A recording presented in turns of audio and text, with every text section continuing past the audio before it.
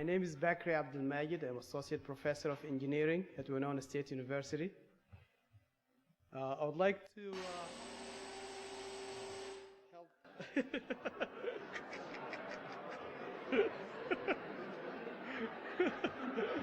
help.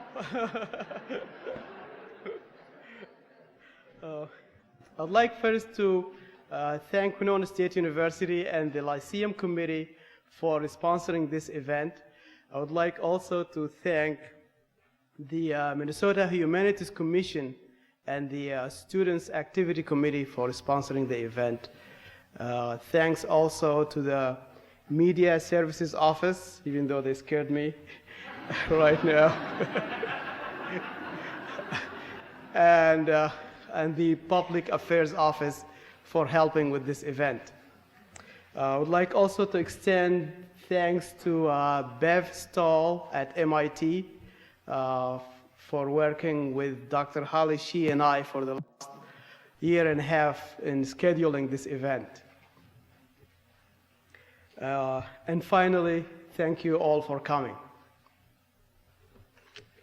As we look around us and as we look on recent history, especially after the demise of the Soviet regime, and certainly as we look forward to the future, to the 21st century that's coming up,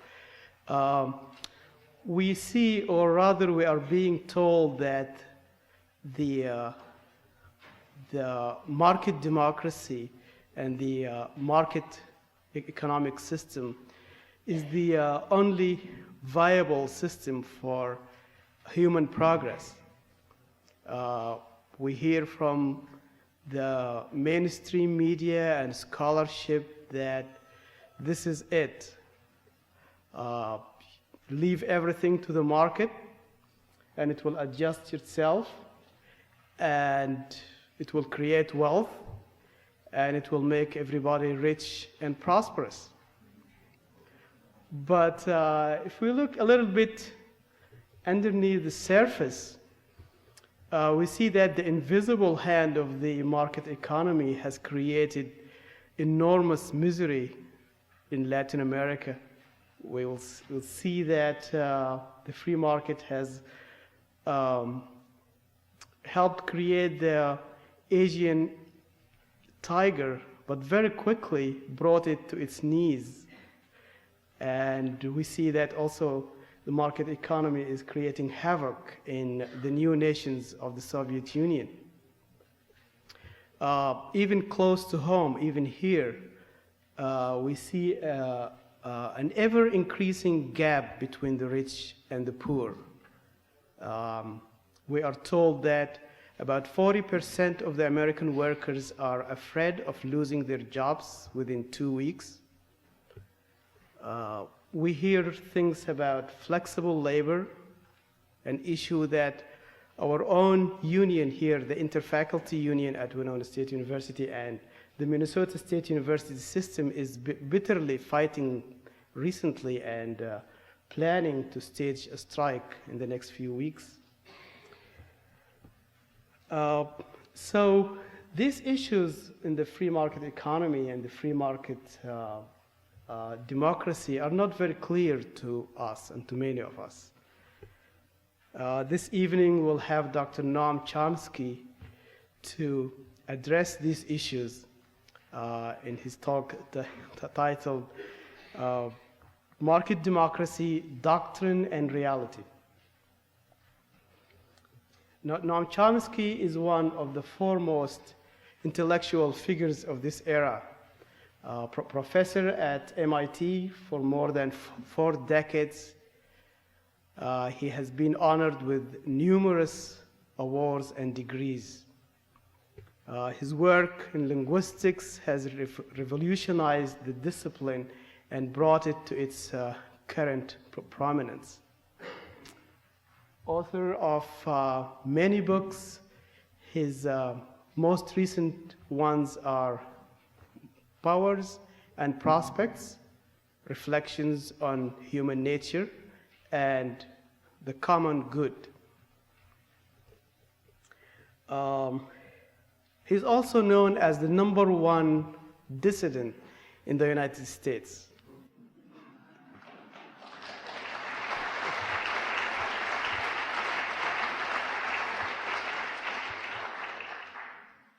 He is a leading critic of the power of the state and power of corporations and big business.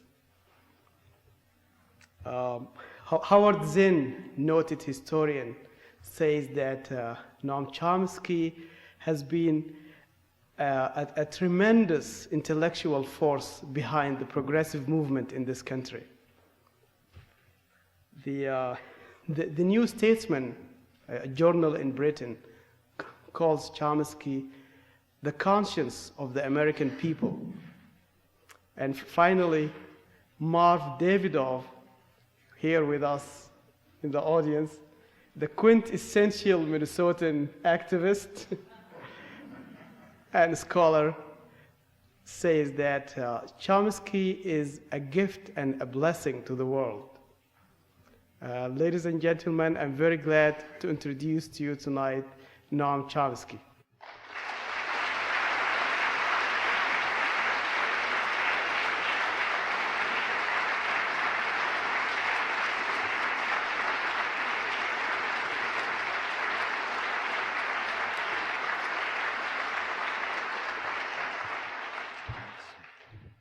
Marv also doubles as my official bodyguard in case any of you get any funny ideas. But well, what I'd like to do is talk about some conflicting visions of the way the world is and the way it ought to be. These are pretty large topics. I'm going to pick up some leading themes. We can pursue lots of others in discussion as you like. Well, there is a conventional view. I'm not going to waste much time on it. You're familiar with it. The conventional view was actually elevated to the level of the Clinton Doctrine by National Security Advisor Anthony Lake, who's the intellectual of the administration. He said that throughout the Cold War, the United States contained a global threat to market democracies, and now we can move on to consolidate the victory of democracy and open markets. And having taken up this challenge, now quoting distinguished commentators from the New York Times,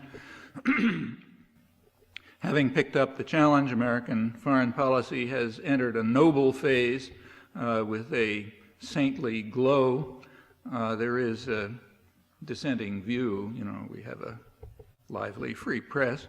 The dissenting view is that of critics who warn that by granting idealism a near exclusive hold on our foreign policy, we may be neglecting our own interests in the service of others, and that may not be wise.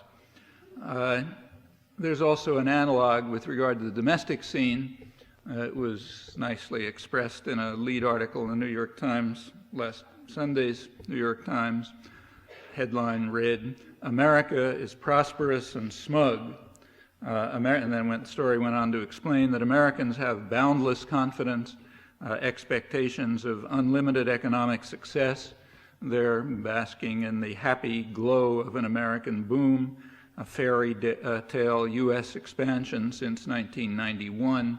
Under the direction of the saintly Alan Greenspan.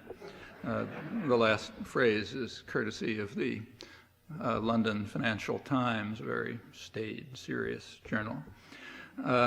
Rest is New York Times. Well, let's have a look.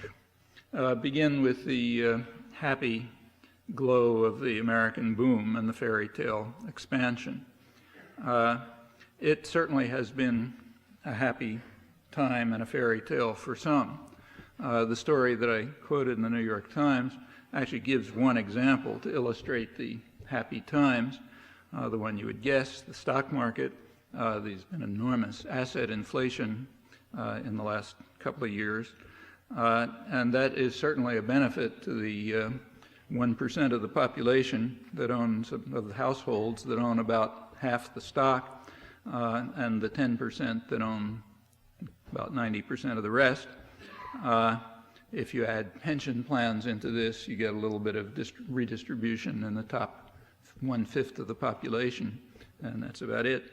So for them, it's been a fairy tale, although the business press expects a collapse. You can read the Economist lead story this week, because it is an asset inflation. The business press has also been quite ecstatic about profit growth, which is the last couple of years, it's been described as extraordinary, dazzling, stupendous, kind of run out of adjectives. They do recognize some problems. Businessweek had an article with the headline, "The Problem Now, What to Do with All That Cash as Surging Profits Are Overflowing the Coffers of Corporate America." A little later, got even worse.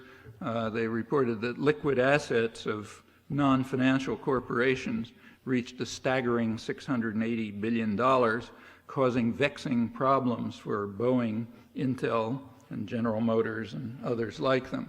So, there are some problems in prosperous America. Fortunately, there's a solution to the problems. Cut capital gains, taxes on capital gains. That's bipartisan consensus, and that's supposed to be for the benefit of everyone, not just for the top 1% of families for which it's half of their income. The reason it's going to be a benefit for everyone is, if you've studied economics or read the business press, is because that's going to free funds for investment, and that's good for all of us. The problem is that staggering two-thirds of $1 trillion that's causing such vexing problems somehow isn't enough, so we have to add some more.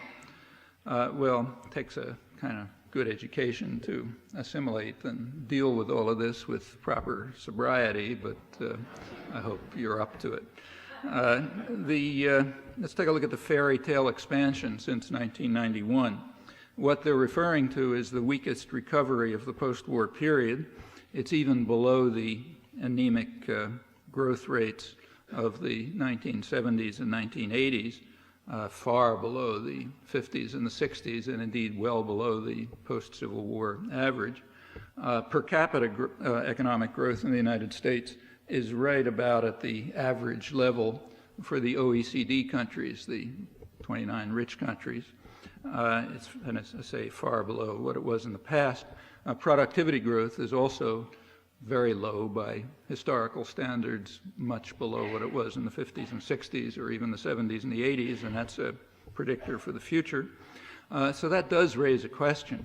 How can we have dazzling profit growth when the fairy tale expansion is the worst one, the weakest one since World War II? Well, there's an answer to that also. For two-thirds of the population, wages and incomes have either stagnated or declined. In fact, for two-thirds of the population, wages are now below what they were in 1979, considerably below. In the latter part of the 1980s, which was a period of recovery from the deep recession of the early 80s, in the latter part of the 1980s, hunger in the United States went up 50% to about 30 million people.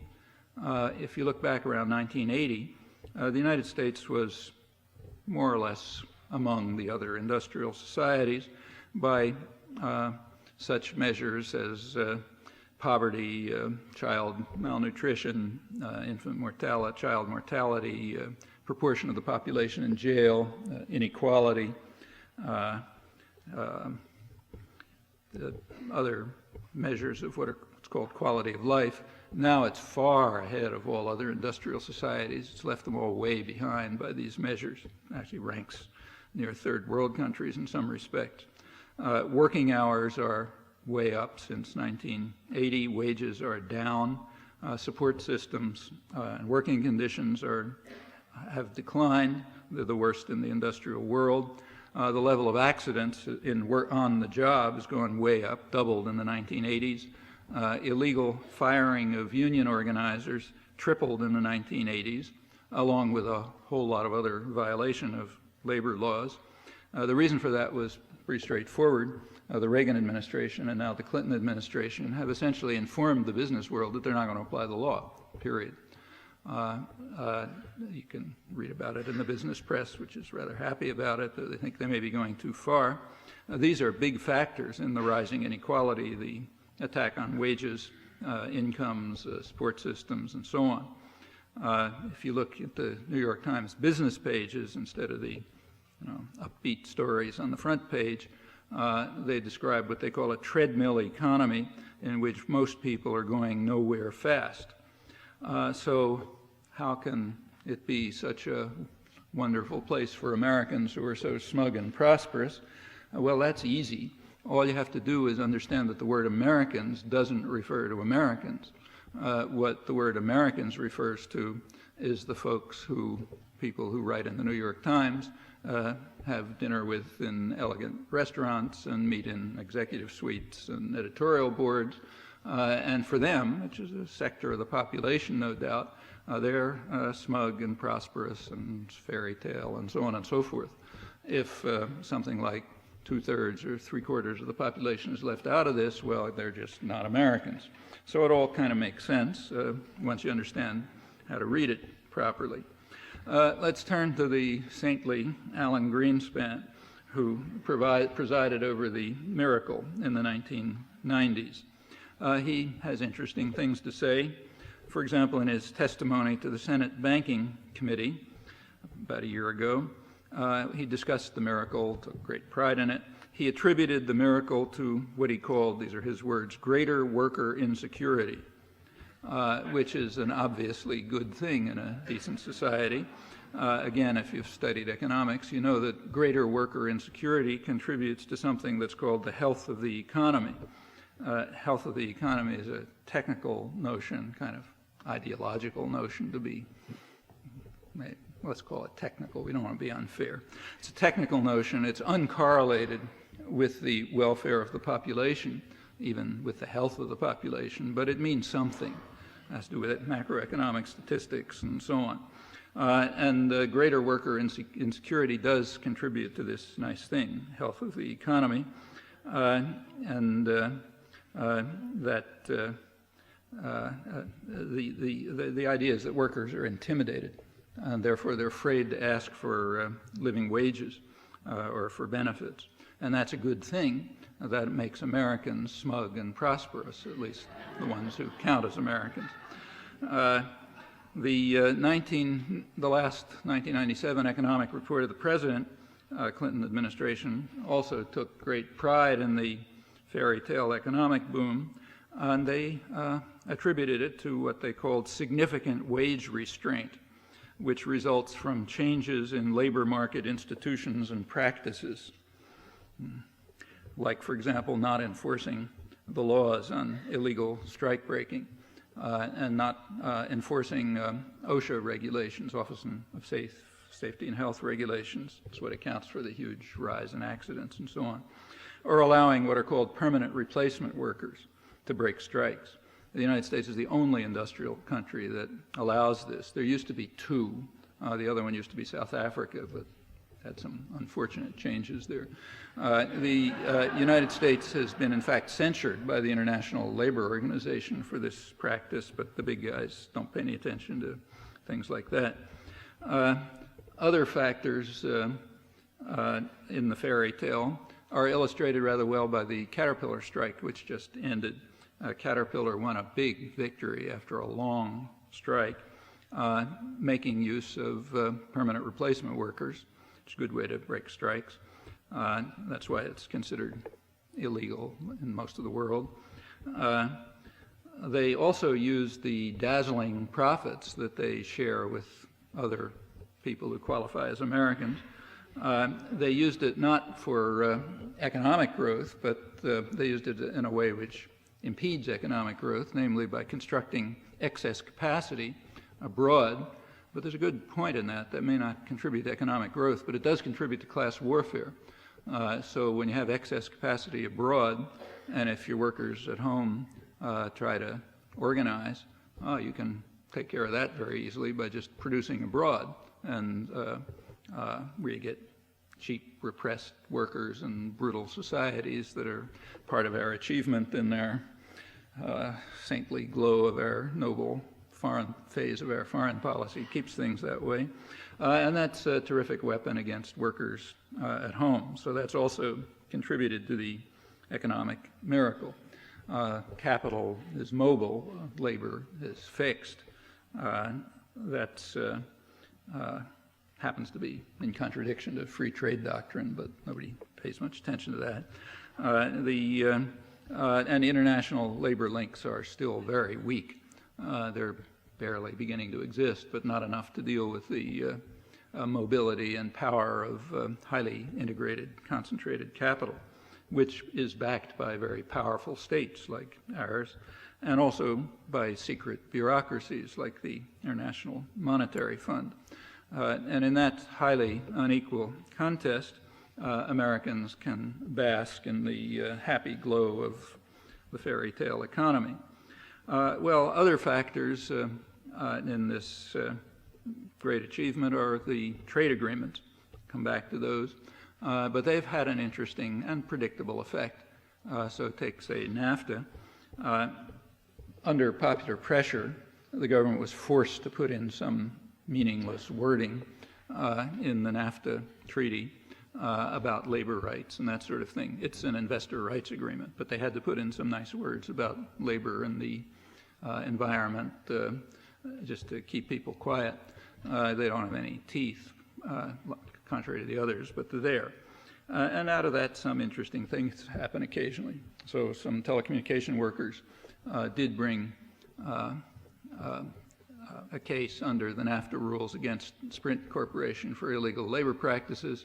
It sort of worked its way through the various procedures. Finally, the NLRB, National Labor Relations Board, ruled in favor of them after several years and gave Sprint a little tap on the wrist.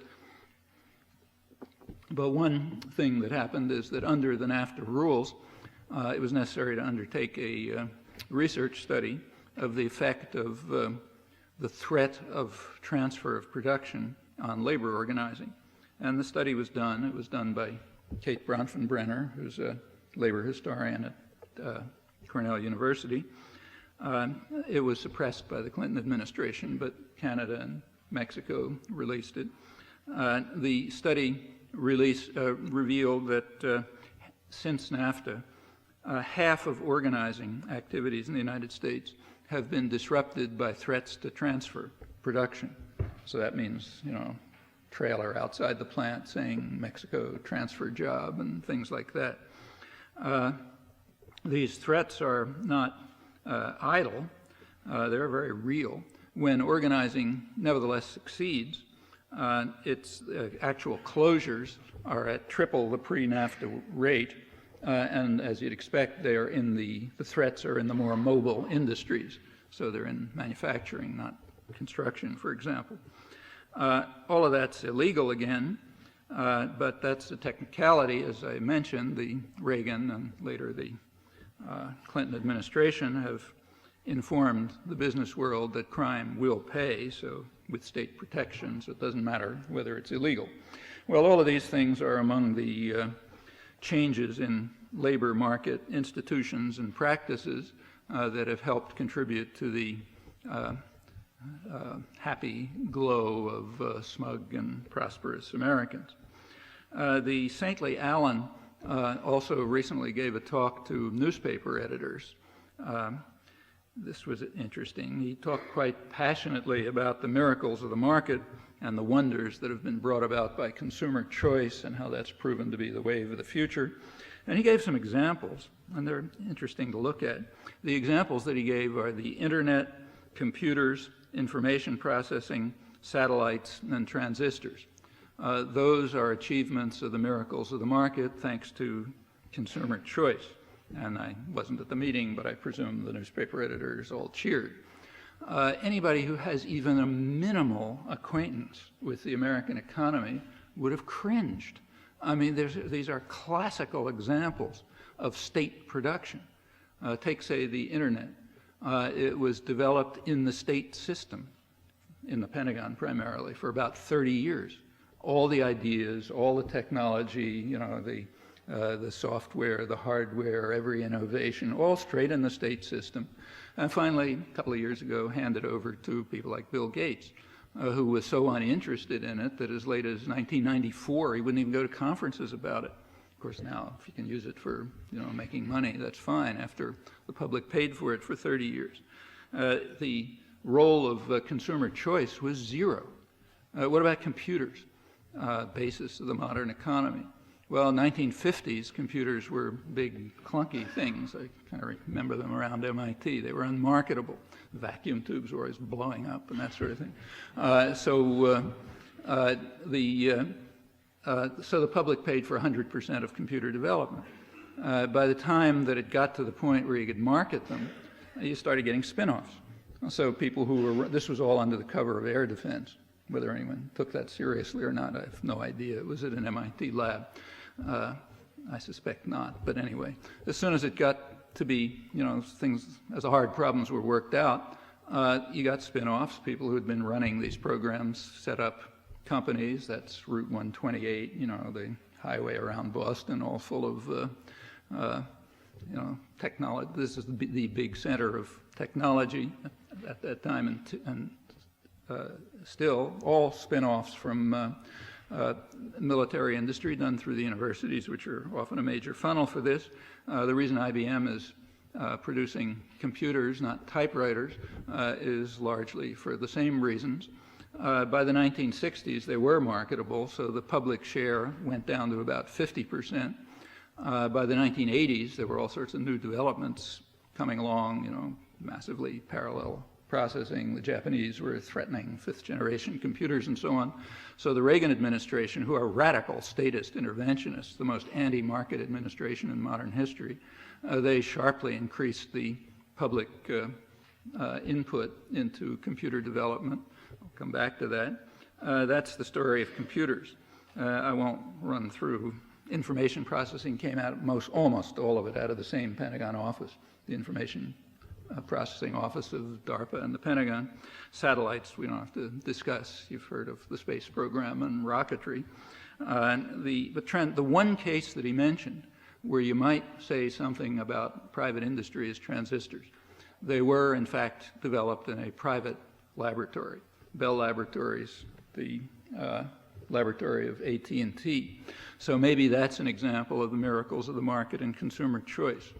Well, there's a couple of problems with that, too. AT&T was a monopoly, so there was a state-backed monopoly, so there was no consumer choice.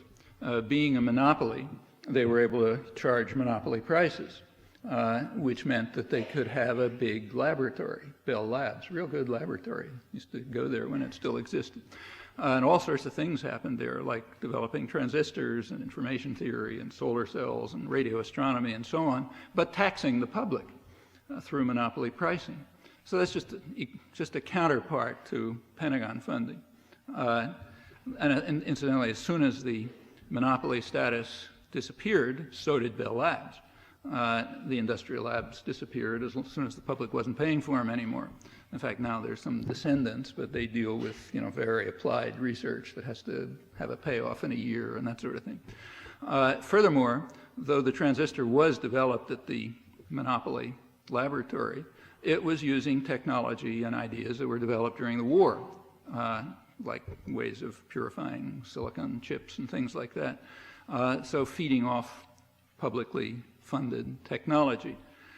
Furthermore, after the transistors were in fact invented in 1947, nobody had anything to do with them.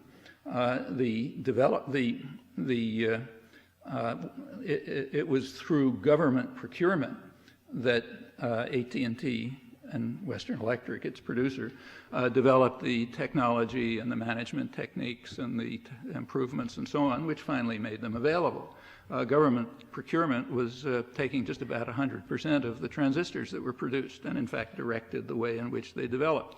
As late as 1958, 10 years after they were invented, Western Electric was producing plenty of hundreds of thousands of transistors, and 100% of them were going to the government.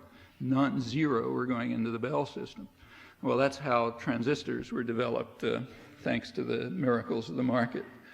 These are his examples, not my examples. Every single one of the examples is like a, it's like a textbook case of how the public funds and private power gets the rewards.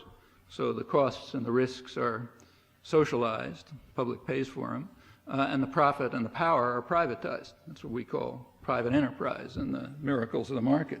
No wonder Americans are so smug and prosperous, the right Americans. There's nothing very secret about this. In fact, even the most ignorant economist has got to be aware of all of this. Just virtually every dynamic sector of the U.S. economy works this way, often under the cover of defense, but pretty much the same is true of things like pharmaceuticals.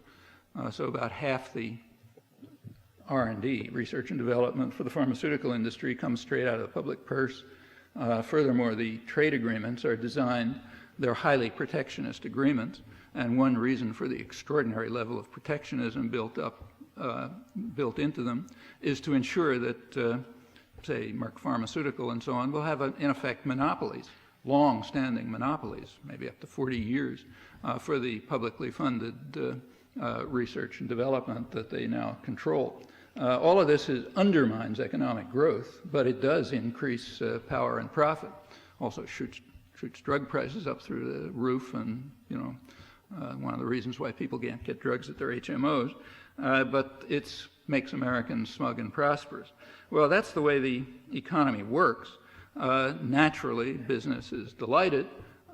You can give speeches about the miracles of the market if you like, and maybe people will even believe them, but not anybody who's opened their eyes or who's even looked at what goes on in the American economy, and others are very similar. There's none that aren't. The only economies around that do keep to market discipline are the poor ones, and that's because they have it rammed down their throat. Incidentally, the same is true inside the United States.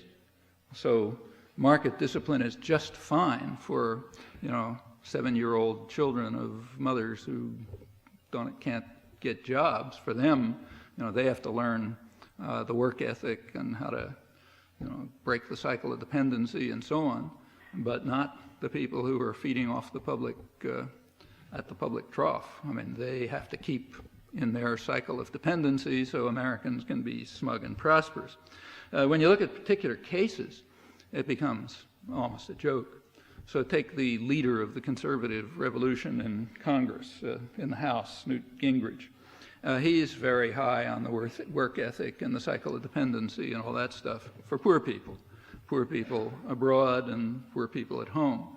On the other hand, year after year, he holds the championship for bringing federal subsidies to his rich constituents in Cobb County, Georgia, where the biggest employer is Lockheed Martin, it's called private enterprise.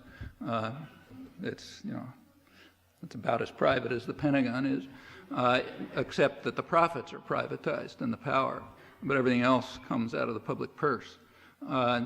There's current estimates are that the average household in the United States pays about a $200 a year Lockheed Martin tax, partly to keep people in Cobb County on their cycle of dependency. Even with all the public support, Lockheed, like many other transnationals, has taken nosedives, and when it does, you step in again. So in 1971, Lockheed was going bankrupt, and the Nixon administration handed it $250 million in loan guarantees. It was that act that led Senator Proxmire to coin the term corporate welfare. But the term's a little misleading because the whole game is corporate welfare, including the core of the industrial system, like the examples that Greenspan picked as proofs of the miracle of the market. Let's move over to the Senate. The Senate Majority Leader, Trent Lott. Well, I'll read a headline from the Financial Times. Remember, this is a very conservative business journal. The headline says, "Most successful pork producer of 1997." And then the article's about Trent Lott. He's leading the conservative revolution in the other chamber of Congress. I'll just give one last example to illustrate the real world as distinct from the world of doctrinal fantasy. And remember, the doctrinal fantasy is used as a weapon. It's used as a weapon against poor and defenseless people here and elsewhere. Here, a large, considerable majority of the population. In poor countries, it's like a disaster. So here's the way it works. I'll take it again from the New York Times. This is just a couple of days ago, front page story, April 16th. It's about Idaho, which is having an amazing economic miracle. The article's about Idaho's prosperous new economy. And the article points out that it's not all so wonderful. It has some of the problems of free market development. Idaho's prospering, but it's also breaking national records in child abuse and child neglect, in imprisonment. Unions are wiped out. Reading scores are going way down. It's the worst state in the country to be poor, according to a national study that they show. But that's just the downside. The good part is that there is a prosperous new, I'm quoting, a prosperous new economy in the nation's most Republican state, with its deep-seated distrust of the federal government and its tradition of self-reliance. Well, from the article, we don't learn anything about the economic miracle, so we have to look elsewhere, and fortunately it's a free country, so you can look elsewhere. For example, you can look at the publications of the Idaho National Engineering and Environmental Laboratory. I'll quote from its September 1997 issue. This is a national laboratory managed by the Department of Energy and Lockheed Martin. That's the private contribution. Lockheed Martin, DOE is the public contribution. It opens by saying Americans, it's kind of a puff piece for the lab. So, it starts, Americans have made a huge investment in the Idaho National Laboratory since it was founded in 1949. To bring us nuclear energy and a nuclear navy. Last year, the DOE put $850 million into this one site in Idaho, which is the premier, I'm quoting it, premier engineering lab in the DOE system of national laboratories. Here's its mission. Its mission is to move federally developed technology into private industry and academia. Academia is a joke. Academia is just the funnel, one of the funnels by which public funds get put in private pockets. That's how I get my salary. I shouldn't dump on it too much. So the mission of the laboratory is to take federally funded technology. Federally funded, it doesn't mean from Mars. It means out of your pocket. So take technology that you fund and put it into private industry. That's the way the economy works in a free market. And that's what this lab is for. It's not only nuclear energy, it's also, I'll quote from the report, radioactive waste disposal, chemical processing, the world's most sophisticated materials testing complex, a lab that's working on what they call rapid tooling technology that should revolutionize the way automobiles and other products are built after the taxpayer gifts are handed over to the private sector in the usual fashion, has a supercomputer center to make sure that the United States stays at the advanced, edge of the way ahead in advanced computer design. Incidentally, the Clinton administration just gave a little nudge to that as well. It raised the tariffs couple of months ago, very high on supercomputers to keep out Japanese supercomputers, which are apparently better.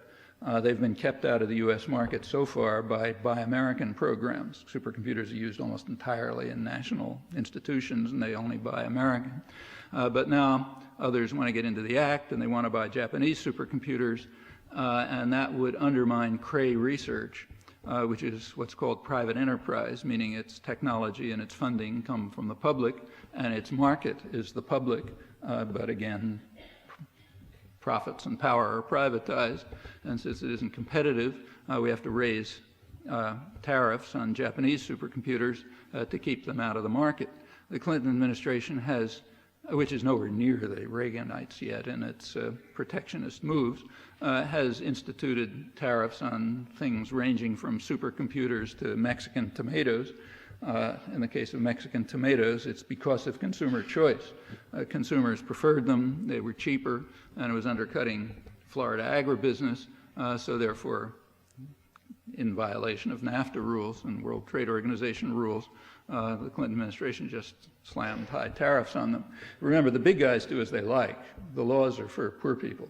You know, that's kind of as old as history.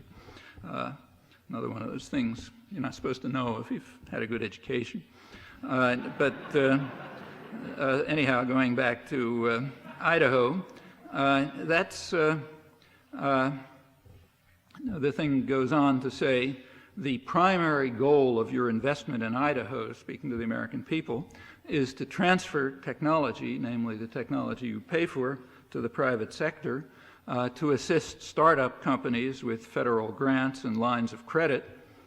In brief, the public invests massively for 50 years, hands the gifts over to private power and profit, and then we admire the prosperous new economy in the nation's most Republican state with its deep-seated distrust of the federal government and its tradition of self-reliance.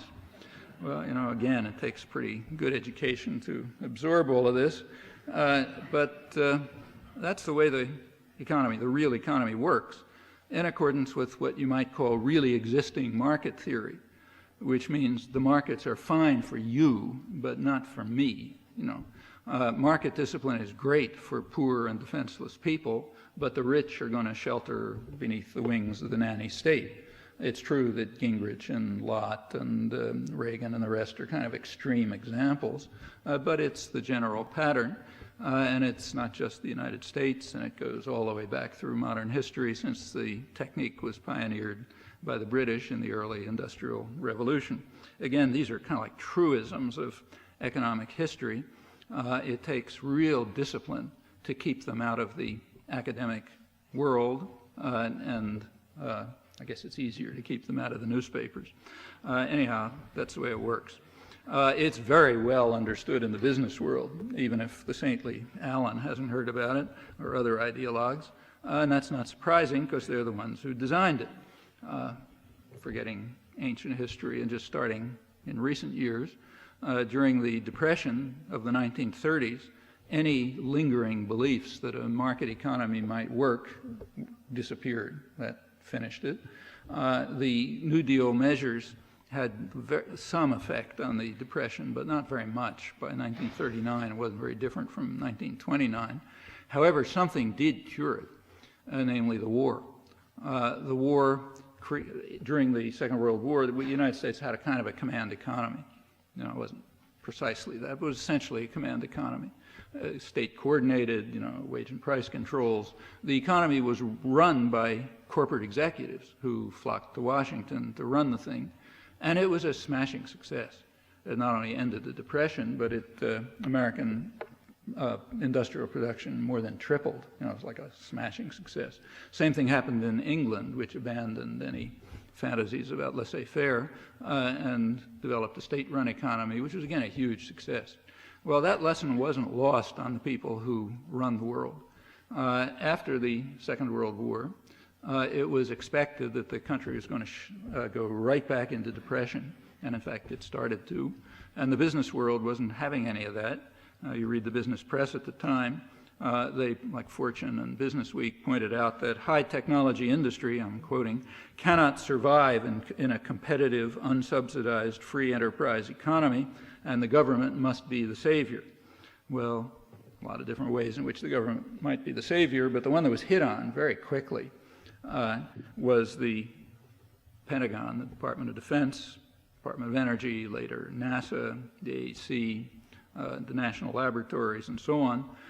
That was considered, it's discussed in the business press in the late 40s. They understood, as well as, you know, people in the peace movement who were working on conversion. The business world understood 50 years ago that you could get the same effects or maybe better effects by social spending and so on. But the trouble is social spending has a downside. So like building schools and hospitals and that kind of thing has a downside which building jet planes doesn't have. namely social spending is democratizing.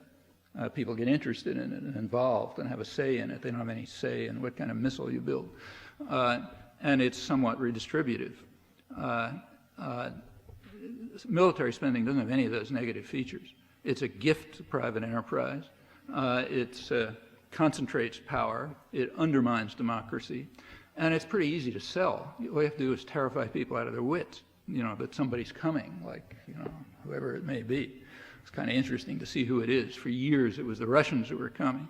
Or, incidentally, it used to be Castro who was coming, but you'll be happy to know that the Pentagon, about 2 weeks ago, they have to carry out a review every year to analyze the Cuban threat, and they've now downgraded the Cuban threat. They say that since the end of the Cold War, the Cuban offensive military threat has declined. So the probability that they're going to land in New York and conquer the country has now been somewhat reduced, and therefore we can have we can sort of change our military stance in relation to Cuba. This Pentagon report has so far been suppressed.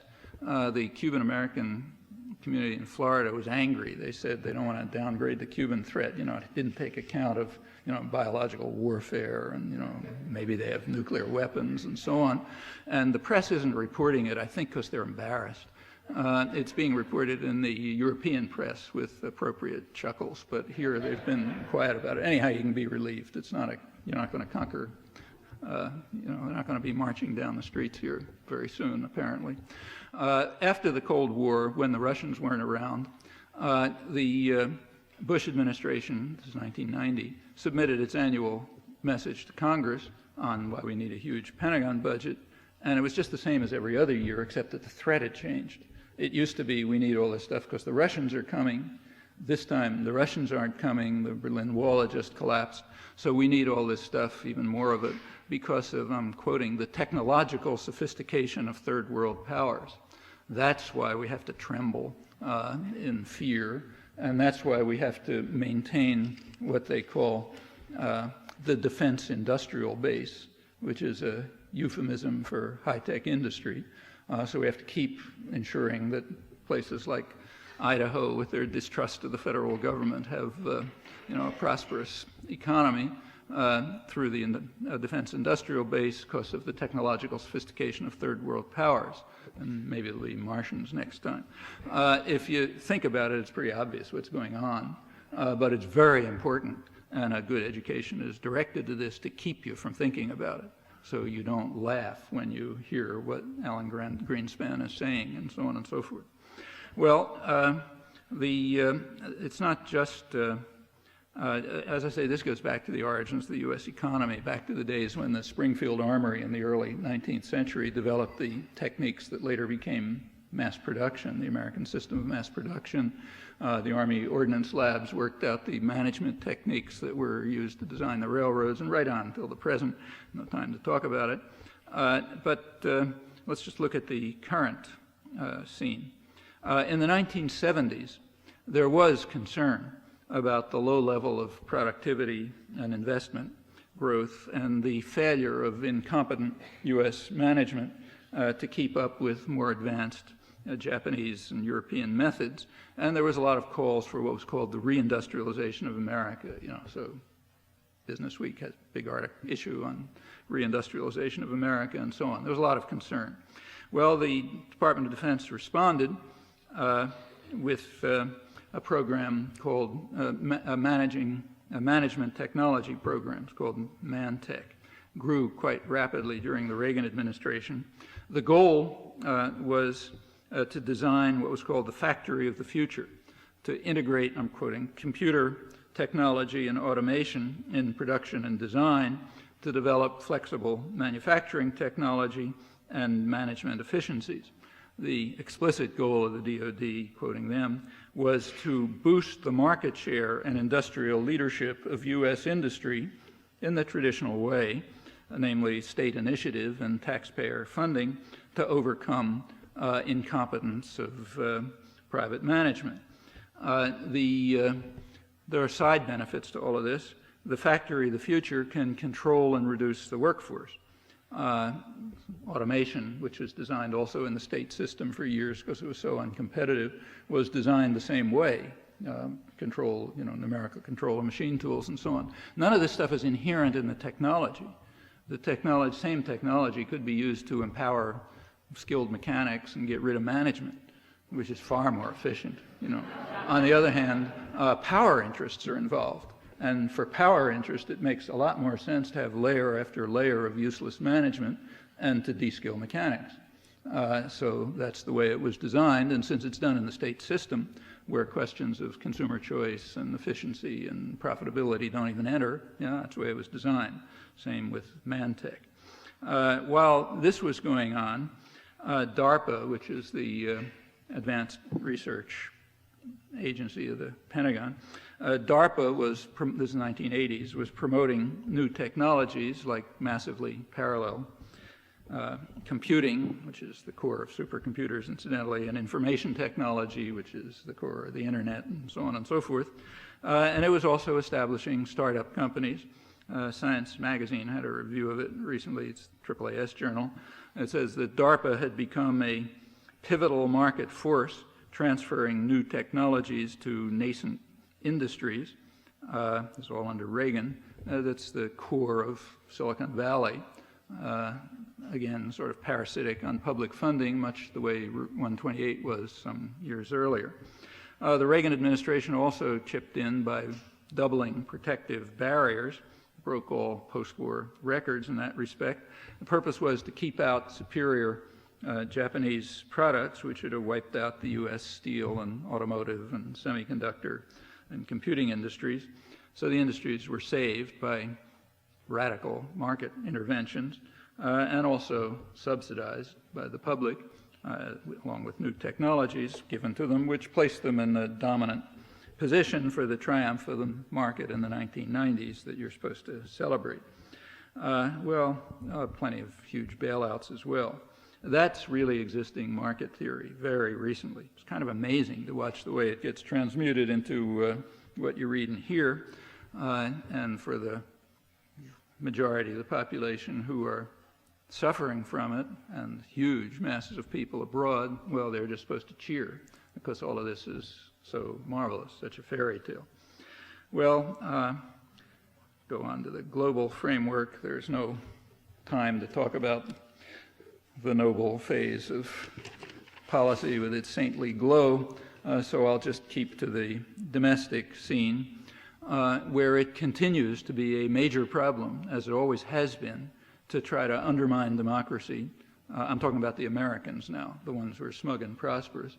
For them, it's extremely important to undermine democracy, to make sure that the rabble are under control, and so on and so forth. After the Second World War, I'll step back in history a little and come to the present mechanisms, there was a new economic order formed.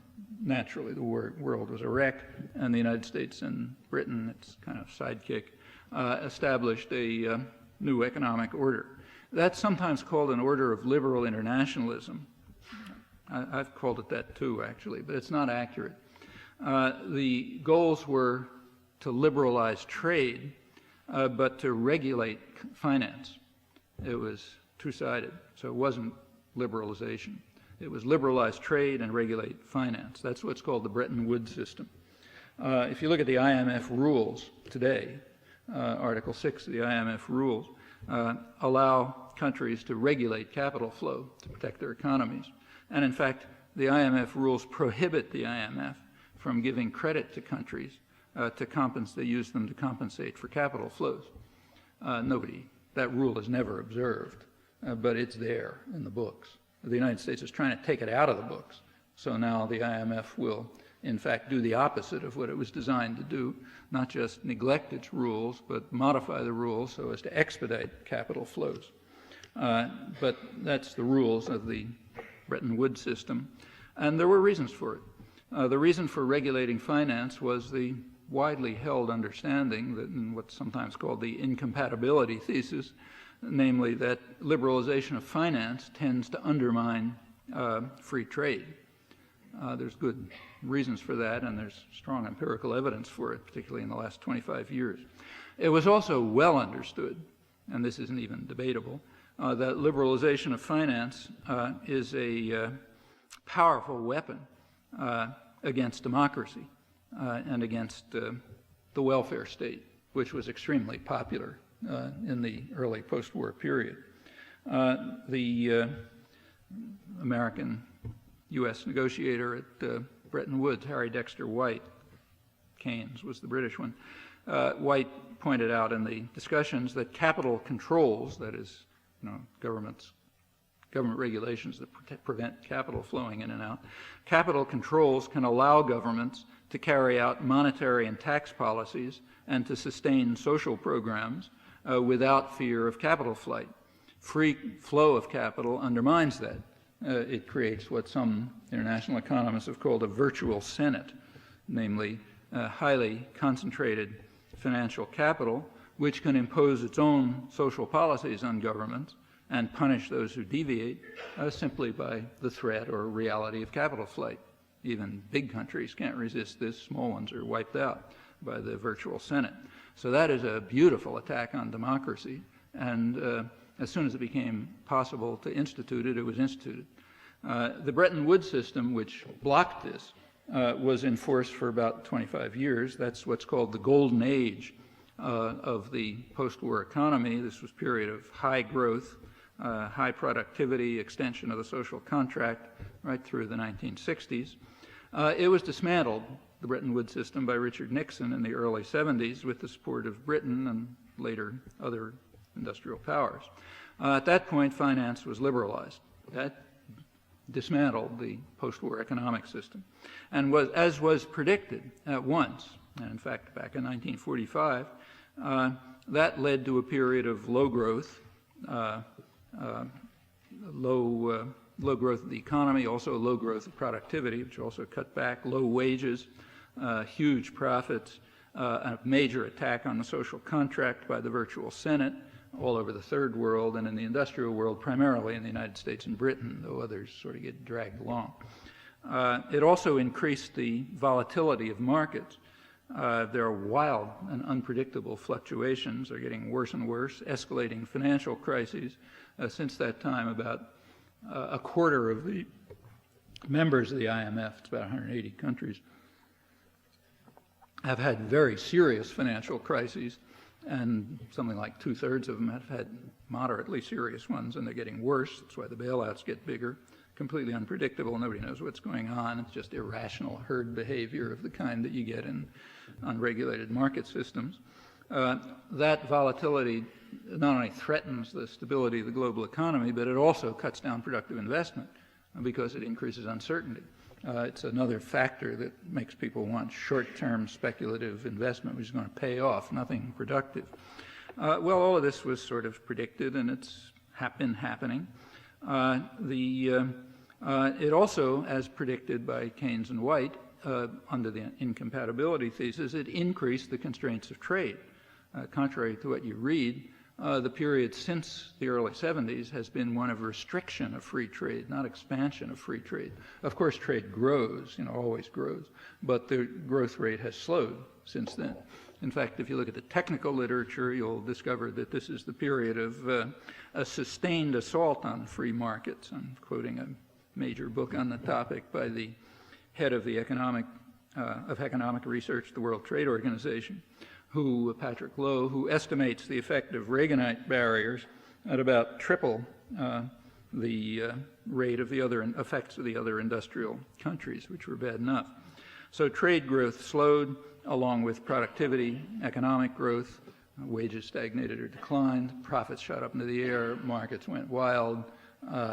There has been an enormous astronomical increase in capital flow, but overwhelmingly short-term speculative. Bank for International Settlements, the guys who monitor this stuff, estimate now that about 80% of foreign exchange transactions have a time range of a week or less, most of it within a day. This isn't trade, and in fact, maybe 5% of capital flows have anything to do with the economy. like trade and investment. Back in 1970, it was about 90%. And the effects of that are pretty obvious. I mean, that's why you have the things we've been describing in this fairy tale economy that makes Americans so happy. What's called trade, meanwhile, is not trade in any serious sense. The most widely accepted estimates are that about 15% of international trade could be called free. About 40% of trade is just intra-firm, of U.S. trade, and other industrial countries aren't that different, is inside a firm, like it's Ford Motor Company, sending things to be assembled, say, in Mexico where it's real cheap, and sending it back here to sell. It's called trade, but, it's not more trade than if you move from, this town to the next town 100 miles away. That's approximately 40%. That's just straight managed interactions. Furthermore, the global economy is highly administered. Read any serious work on the global economy, you'll find that it's administered by big corporate conglomerates which have all kinds of strategic alliances, like they work together.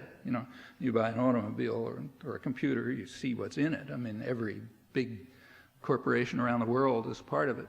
And these are, strategic alliances among major concentrations of power. They're all tyrannies, incidentally. You can't get inside them. They do what they want. They're unaccountable to the public. And they are supported by powerful states and big, powerful, secret bureaucracies like the IMF. None of this can be called trade in any serious sense. It's an attack on democracy, a major attack on democracy, and a weapon against social welfare, exactly as was always understood. Bad for the economy, but great for the Americans in the technical sense and their counterparts elsewhere. So like, the United States, maybe the people who count are, 20, 25%, and Brazil maybe 10%, Sub-Saharan Africa 2%. But there's always somebody who's benefiting from this stuff, and they're the ones who are lauding it. I'll finish up by talking about the trade treaties, which are very interesting. Let's take NAFTA. You recall when NAFTA was being, pumped up, there were all sorts of marvelous stories about how magnificent it was going to be. Well, these have all been abandoned. Now there's what's called the current expert view, and that of the Clinton administration, is that NAFTA had no significant effect at all. And they're kind of bewailing the fact that all of these critics claim it was harmful to the economy. They say, how can we convince them that it had no effect at all? That's the current expert view. You go back 2 or 3 years, and the expert view is a little different, but that one's been abandoned. Well, no significant effect, maybe, except no effect that they count. For example, they don't count the effect of illegal strike breaking by threats to transfer production and things like that. That doesn't count. It's now conceded that the critics who were kept out of the debate very scrupulously were right all along. The purpose of NAFTA, it is now publicly conceded, I'm quoting, is to lock Mexico into the reforms of the 1980s. Whenever you hear the word reform, you should reach for your revolver. Reform doesn't mean change. Like Pol Pot introduced changes, but you don't call them reforms. Reforms are the kind of changes you're supposed to like, So the Mexican reforms of the 1980s you're supposed to like. They were a total disaster for the people of Mexico. So like wages declined by about 50% and so on, but they were great for Mexicans, namely, a lot of new billionaires and investors and so on. So those are the reforms that we had to lock Mexico into. And that was the purpose of NAFTA, to make sure that they wouldn't do anything to get out of those reforms. At the time, you could read that. You could read that in what's called the alternative press, the independent press, not corporate press. But it was kept out of the public debate. Now it's conceded. So now, progress. It's part of the public debate. Yet to be conceded, maybe this will come in a century or two, is the background for all of this, which you could read again in the alternative press then, and hear it now if you want. In 1990, there was a high-level Latin American strategy workshop in Washington, all kind of hotshots from business and academia and so on, discussing U.S. relations with Latin America. In the case of Mexico, they said that relations with the Mexican dictatorship, and it's a brutal dictatorship, relations were excellent, they said, but there was a potential problem. I'll quote it. The problem was that a democracy opening in Mexico might bring into office a government more interested in challenging the United States on economic and nationalist grounds. Now, that's the standard threat that had to be contained throughout the Cold War, that you might get a democracy opening in which people who don't count as Mexicans and Brazilians and Americans and so on, that is the overwhelming majority of the population, might sort of press their own interests and concerns. And we got to block that. But now the threat of a democracy opening is over because Mexico is locked into the reforms by treaty. So now they can play around with the formal methods of democracy if they like, because it's not going to have any effect. They're locked in by treaty, and if they get out of line, the virtual Senate will take care of them. And if necessary, we still got the Pentagon to protect us, can move over from protecting us against the Cubans to protecting us against the Mexicans. So maybe Lockheed Martin will do something besides make money after all. NAFTA is called a North American Free Trade Agreement. That's what it stands for. The only accurate words in that title are North American. It is indeed North American. It wasn't a free trade agreement. It's highly protectionist. I could go into it if you like. Part of the reason why drug prices are going out of sight is because of those protectionist elements. And it certainly wasn't an agreement. In Canada, there was overwhelming public opposition to it. In the United States, though it wasn't allowed much of an articulate voice, if you look at polls, stayed steadily opposed. Mexico's dictatorship, so you really have to guess. But from what information is around, it looks as if there was very strong opposition. There were huge protests all over the place. The Mexican National Bishops Association condemned it. A good bit of the business community condemned it because they figured they'll be wiped out by cheap subsidized U.S. imports, which is exactly what's happened. None of this was reported here, but there was plenty of protest, so it certainly wasn't an agreement. In the United States, the intention pretty plainly was to try to ram it through in secret. It was signed on August 12th, 1992. That was right in the middle of a presidential campaign. But if you take a look, you'll notice there was very little publicity. It was sort of forced into the public domain by a lot of grassroots noises and pressures and so on. There is a Trade Act in the United States, Trade Act of 1974, which governs commerce. According to the Trade Act, labor has to have an input in any trade agreement. That was ignored. Not entirely, though. The labor input comes from the Labor Advisory Committee, and they were actually informed about NAFTA on September 8th. On September 8th, 1992, they were informed of this 2,000-page agreement, and they were told that they could submit a report on it if they liked on September 9th. The idea was to try to ensure that they wouldn't even have time to meet. You know, they're supposed to be involved in the planning and everything else. Well, to everyone's surprise, they met. They produced a report, a rather interesting report. The report supported NAFTA, but not this version of NAFTA. This version, as they pointed out, a detailed, interesting report, very constructive. They pointed out, look, this one is just an investor rights agreement. We want a North American Free Trade Agreement which will benefit somebody besides investors, like people, you know, working people, or maybe future generations, which is about what the environmental movement is about, and so on. So we want them to be involved, too. And they gave a lot of suggestions as to how this could be done. The office, at the time, Congress had a research branch called the Office of Technology, OTA, Office of Technology Assessment. That's been killed since. But the OTA also put out a report on NAFTA, detailed technical analysis. It was very much like the Labor Advisory Committee analysis. Same proposal, same criticisms, and so on.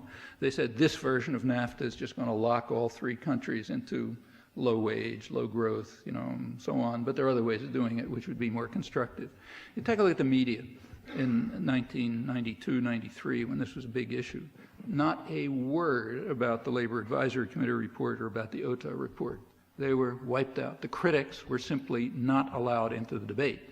What you did hear is that, you know, big denunciations of labor for what was called its the backward, unenlightened labor movement with its crude, threatening tactics and its narrow nationalism, all total falsehoods. but unchallengeable in the free press. Now, I happen to be quoting Anthony Lewis, who's way out at the far left, but that was pretty standard all across. Well, despite the huge propaganda effort, the public remained opposed, but it was rammed through anyway. Last fall, we went through the next episode. Let's take a look at that one. That was about fast track. The principle behind fast track was supposed to be, I'm quoting the government now and the press, only one person can negotiate for the United States, namely the president. That's the principle. Well, that may be the principle for trade. It's certainly not the principle for anything else. For example, for on human rights covenants, the principle is the opposite. It's necessary to ensure that Congress has plenty of time to negotiate so that the U.S. can maintain its record of non-ratification of international covenants on human rights, which happens to be one of the worst in the world. Trade is one thing, but torture and rights of women and children, that's something else. So, for example, there's a covenant on the rights of children, which has been ratified, which the United States hasn't yet ratified. It's not alone. We have to be honest about this. It also hasn't been ratified by Somalia, but the rest of the world has ratified it.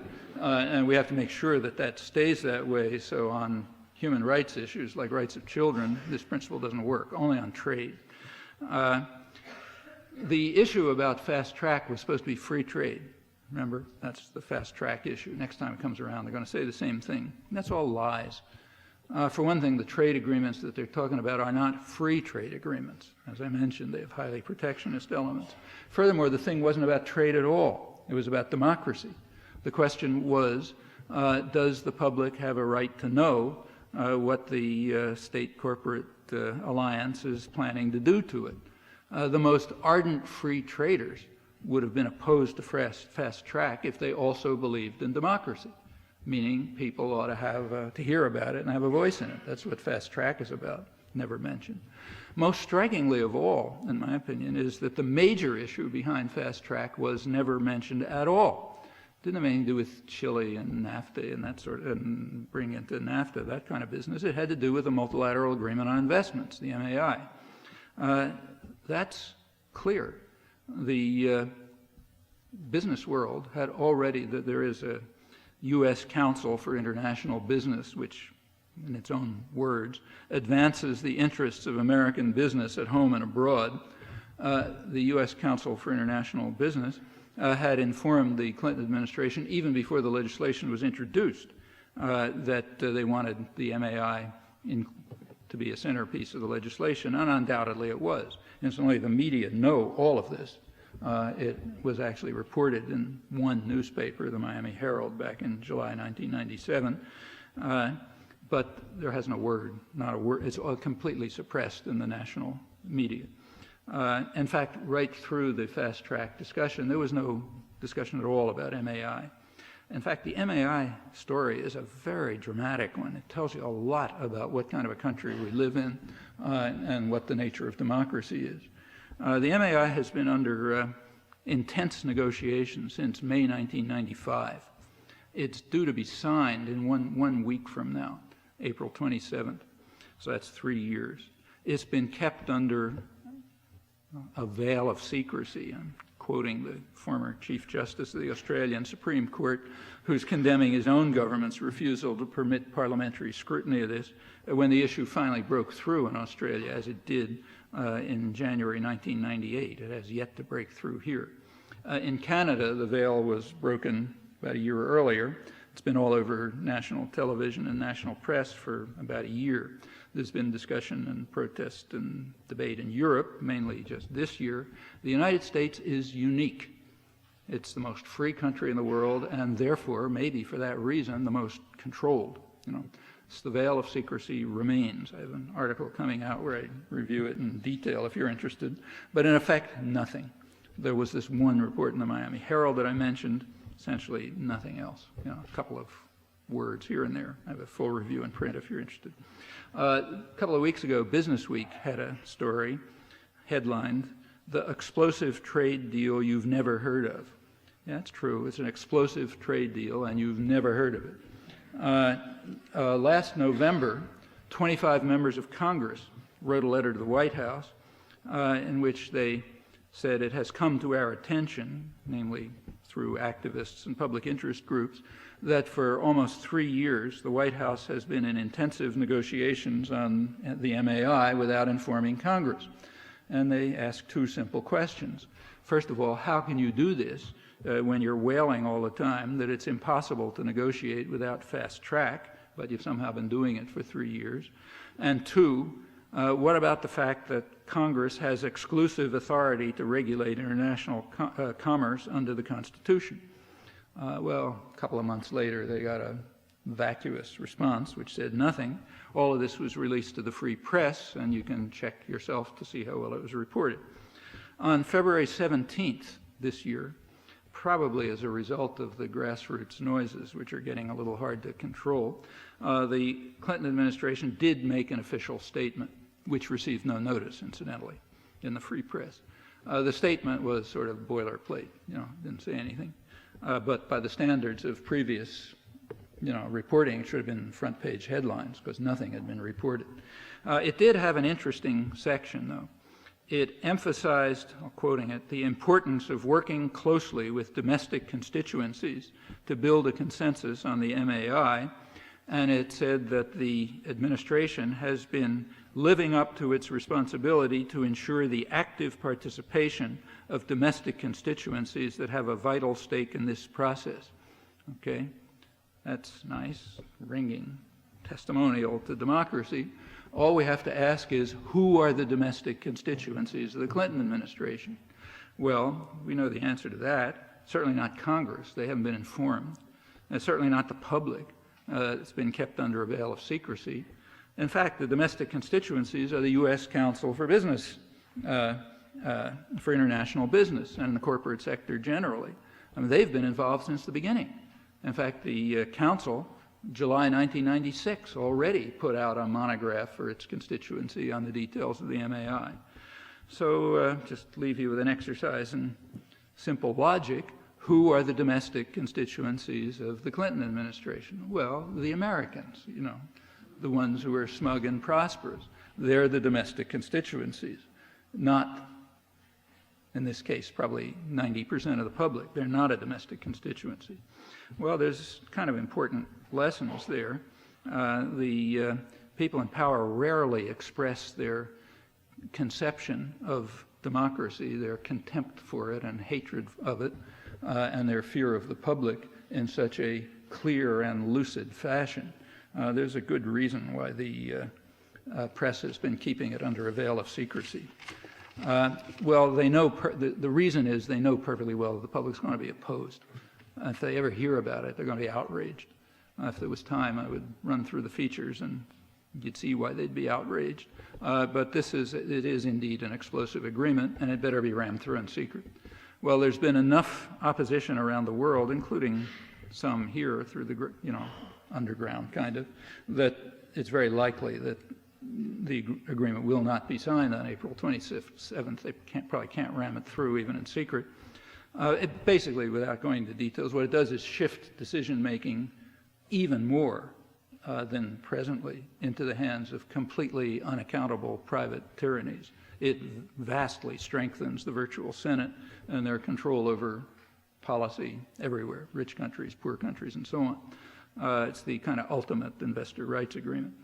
In fact, corporations had already been granted the rights of persons by radical judicial activism early in this century. This grants them the rights of states. In fact, superior to states, because states are somewhat under public control, where they are unaccountable. They're just tyrannies, act in secret. The agreement has what's called a ratchet effect. Legislation that is now in place that conflicts with it, no new legislation can be introduced that conflicts with it. Legislation that is now in place must be rolled back.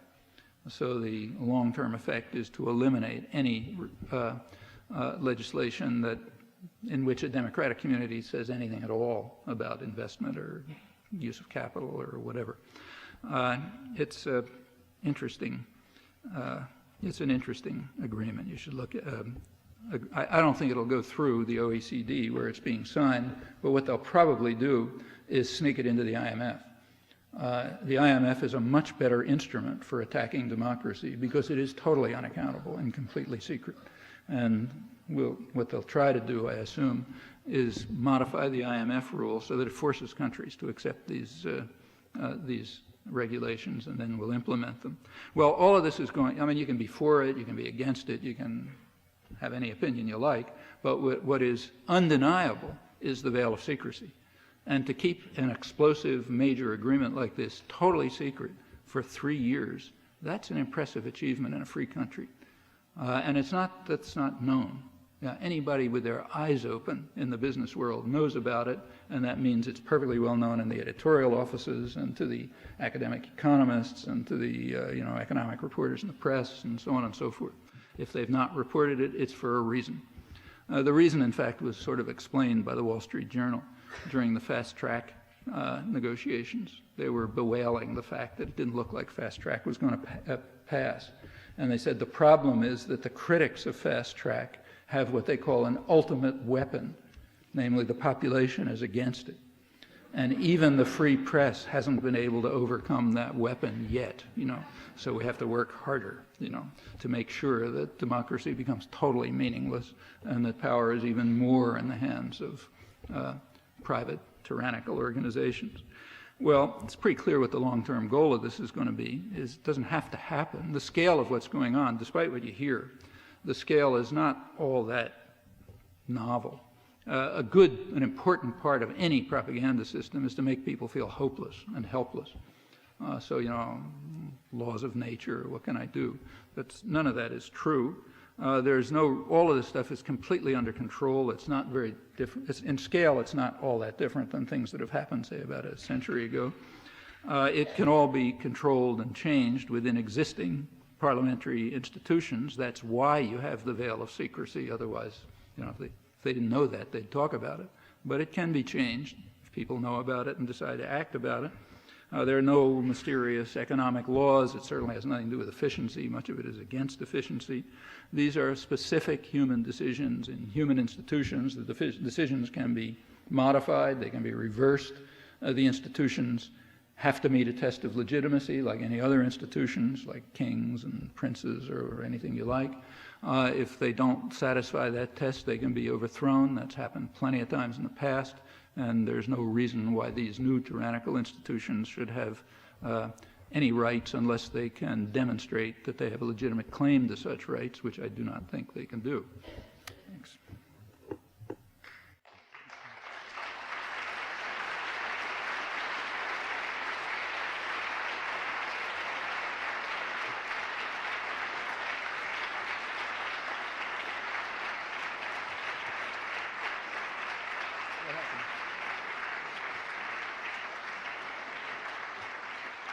What's timing like?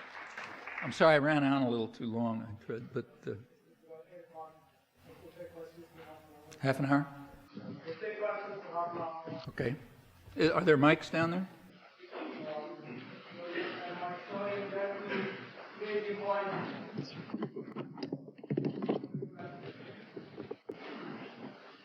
You want me to keep this mic on? Whoever's running this stuff? Yeah. Okay, well, I'll just, I'm afraid if I pick out hands, they'll mostly be at the front, because that's what I can see more easily, but, okay.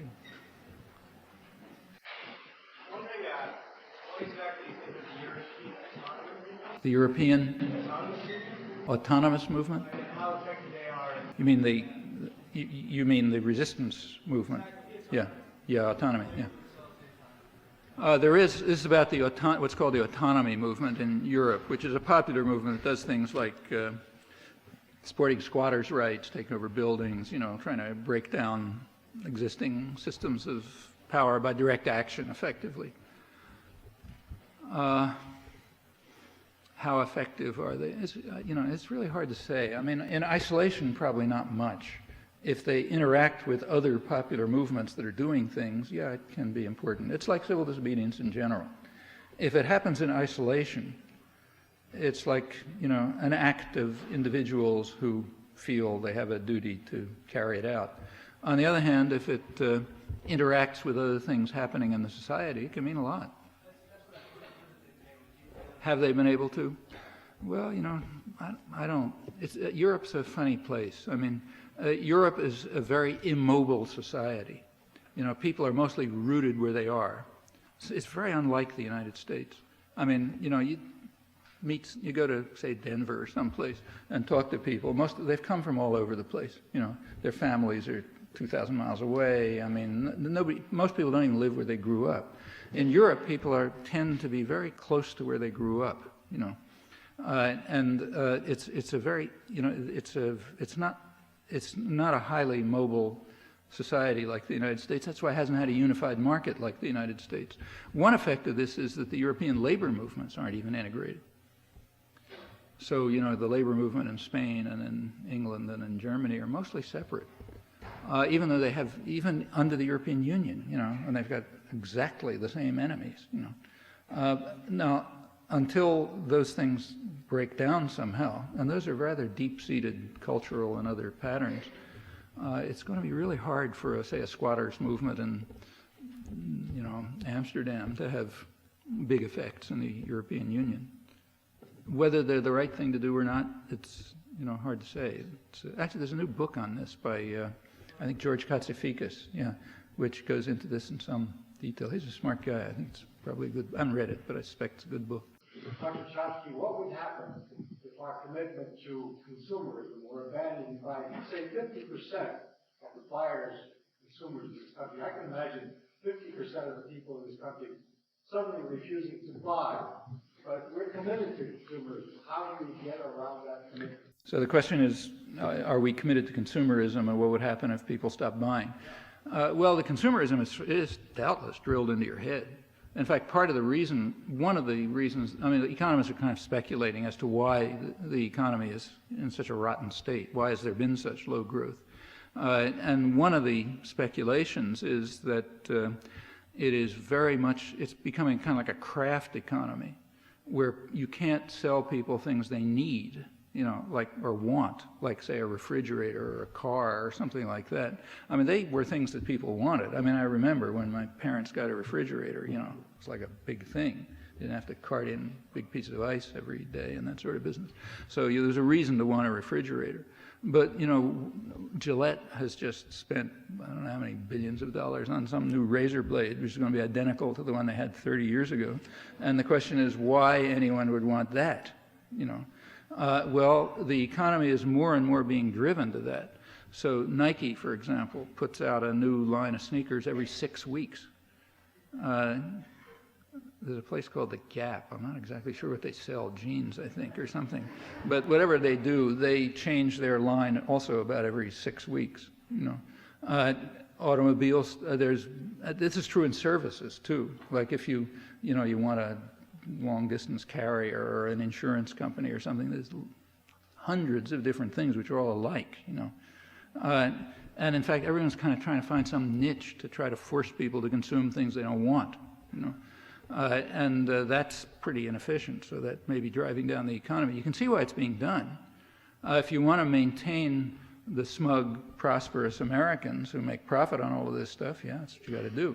If you want to start, there are plenty of things that people need, like U.S. public investment in, say, infrastructure, meaning things like education and health and roads and bridges, you know, the kind of things that matter to people. That's gone way down in the last 20 or 30 years. That's another effect of this economy. Well, you know, those are things people really want.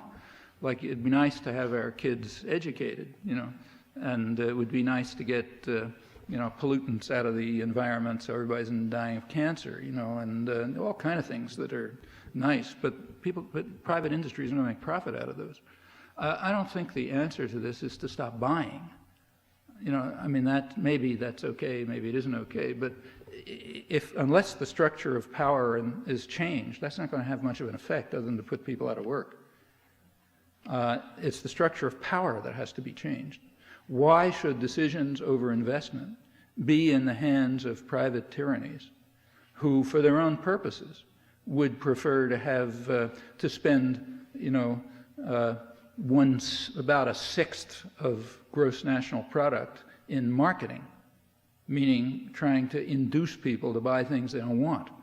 Okay, that's a big piece. That's like over $1 trillion a year. Why should decisions be in their hands to do that, rather than in the hands of the public, which might make quite different decisions, like, for example, to improve schools, or to get people health care, or to have a mass transportation system you could use, or something like that. I think that's the question. The question is ultimately really one of democracy. Who's going to control, who decides? That's the question. But people are scared to death of being downsized. Yeah? Afraid of losing their job. That's right. Is there a will in the public Well, opposed to power? the question was, people are scared of being downsized. I mean, is there a will to do it? Yeah, that's what Alan Greenspan and the Clinton administration are cheering about. Worker insecurity, which is, from their point of view, good for Americans. But you could say the same about, were people scared when they were slaves? Take slavery. Did the slaves have reasons to be scared? Yeah, they had plenty of reasons to be scared. Does that mean they accepted slavery? No, there's slave revolts all the time. The kinds of things that we're scared of are pretty minor as compared with what most people in the world face. Very minor, in fact. And if we're unable to make the effort to deal with these problems, that's pretty sad. And I think that people are not that scared. I think they are made to feel helpless. They're made to feel, yes, there's a free market economy and it's doing all kind of wonders, and if you feel rotten, there's something wrong with you, and there's nothing you can do about it anyway because it's immutable economic laws. It's kind of like arguing against the law of gravitation or something. So they feel helpless. But they're not, None of this stuff is immutable laws. They're not helpless. They have plenty of opportunities to do things. It's happened plenty of times in the past. Actually, we've been through this ourselves in the past. The 1950s were very much like today. The 1920s were even worse, In the 1920s, the labor movement was totally smashed, mostly by violence. And it was like, end of history, utopia of the masters and all that sort of thing. A couple of years later, the whole country was blowing up. The 50s was, again, a period when it was thought that the beast had been caged. Everybody was passive and apathetic and, consumerist and so on. Well, the 1960s came along, again, the whole place blew up. This is recent history. You trace it back in the past, it goes back as far as you can go. There's no reason to feel helpless, but I think it doesn't make a lot of sense to pick away at the margins.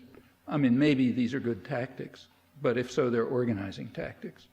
Like anti-consumerism might be a tactic to get people to think about deeper problems.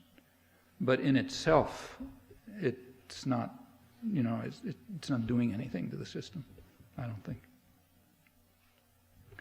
Let's go back. Yeah.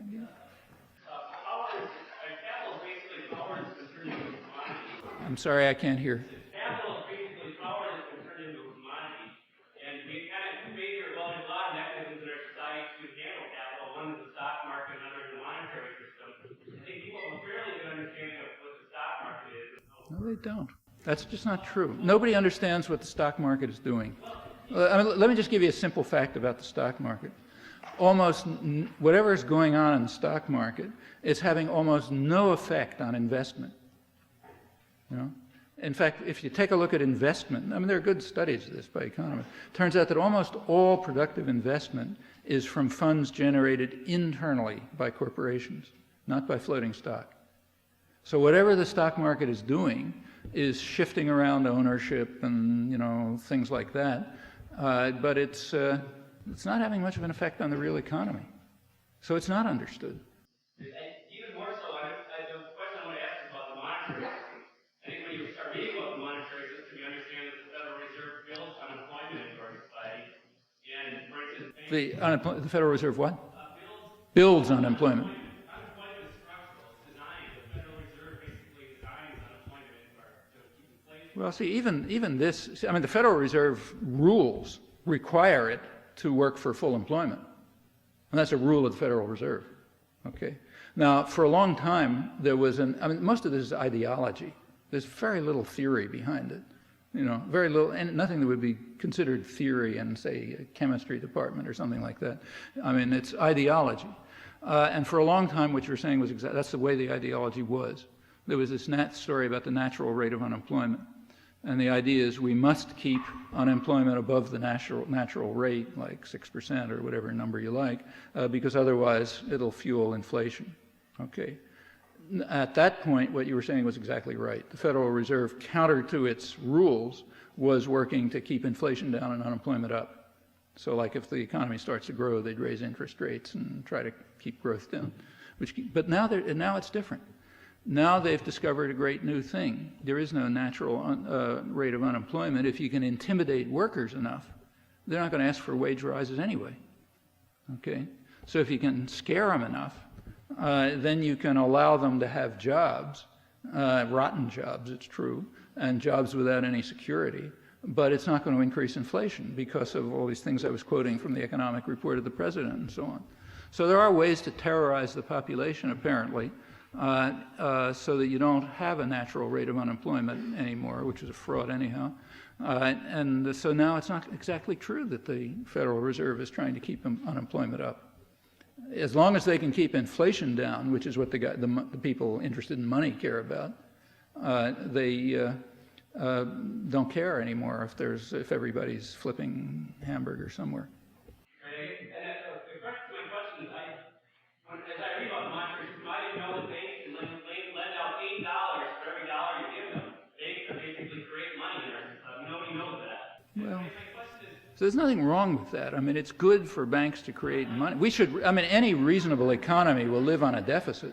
Like, think about your own family. If you have a household, you borrow. You borrow money so that you'll be able to, you have a mortgage on your house, let's say, because you want to live in a house, so you borrow. You want your kids to go to college, so you borrow. In fact, a sane economy is going to live on borrowing. The idea that the federal government has to stop borrowing, that's just part of the technique of trying to destroy democracy. No business operates that way. Of course, businesses are in debt all the time. Otherwise they would be dead. The idea of getting rid of the federal deficit is just a way to make sure that the federal government doesn't do things like take care of health and education and roads and so on and so forth. There's no economic story behind. There's no economic principles behind it. My question is, how do we educate people so that they understand that democracy understands how these mechanisms work? Well, that's, if we had schools and universities and newspapers and things like that, that's just what they would be doing. So, for example, there's no reason why they can't. There are plenty of people in them who understand all these things. It's true that there are strong pressures from the outside to prevent it. In the case of the media, it's sort of obvious. They just are corporations. So they have every interest in making sure that the corporate world is protected and that the ultimate weapon, the population, doesn't ever get wielded. In the case of schools and universities, it's more complex. They have internal contradictions. Even the media do. There's a commitment to truth, and there's a commitment to subservience, and they're in contradiction. And those are contradictions that can be played on and have been played on.